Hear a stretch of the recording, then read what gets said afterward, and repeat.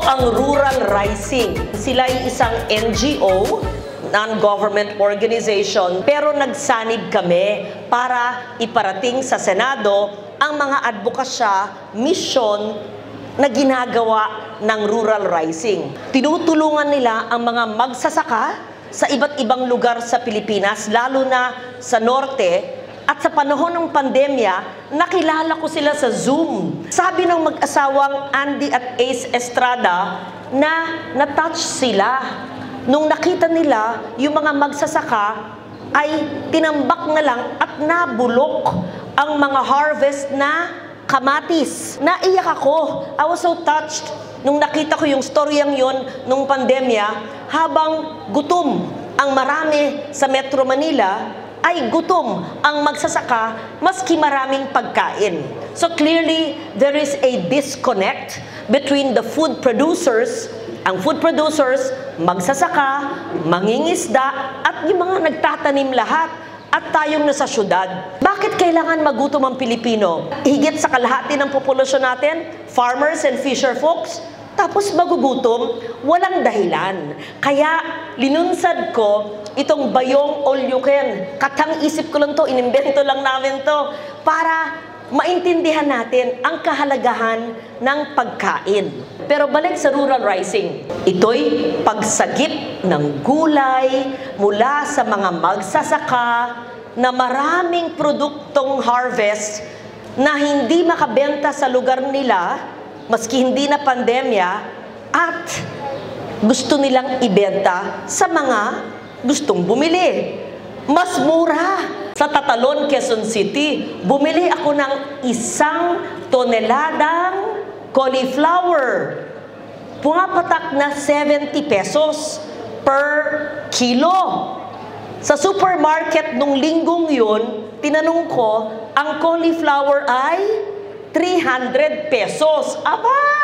Di bumili na ako kay magsasaka sa Santa Catalina, Ilocos Sur. Kaya sabi ko, maganda tong programa kasi birthday ko. Hindi ko po kinakaila. 63 years old na ako.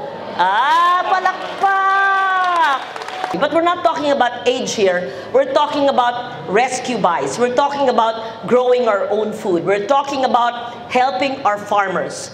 Hindi ako naniniwalang walang makain sa Pilipinas. Sobra ang pagkain. So, imbis na magpakain ako sa birthday ko ng ice cream, diabetes pa yan, o ng mga iba-ibang pansit sana, alam ko, sana pansit, kaya lang, carbohydrates yan, lalaki yung mga balakang na naman natin, mga girls, di ba? Kaya gulay na lang. Sabi nga ni Celi Bueno, ay malaking tulong yan, lalo na sa mahal ngayon ng bilihin. At saka pati ang bayong natin ay reusable, huwag nyo itatapon. Ang ating bayong ay gawa naman sa Laguna. Bilang author ng MSME Law, Micro, Small at Medium Enterprises Law sa aking pangalawang termino at ngayon naman ay pang-apat ko ng termino, sinusuportahan natin ang mga maliliit na enterprises. Kaya sana po, ang ating mga kasamahan sa Senado, ang ating Senate Secretariat, ang mga offices, ito na po ang blowout ko. Hindi po basta-basta ang blowout ito. 2.5 tons of gulay ang aking binili, imbis na bumili ako ng ice cream at pansit.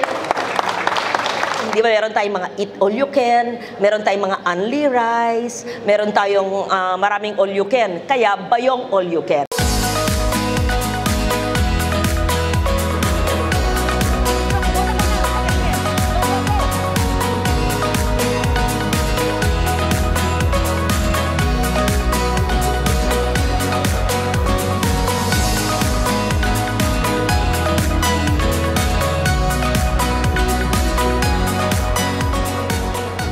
Kaya sana po, ngayong aking linggo ng aking kaarawan ay maging masaya tayo, maging malusog tayo, maging mulat ang ating kaisipan para sa pangangailangan ng magsasaka, para sa pangangailangan sa ating buhay. Let's grow our own food, let's help our farmers, at magtulungan tayo para yung mga nagugutom ay magkaroon ng pagkain. Maraming salamat!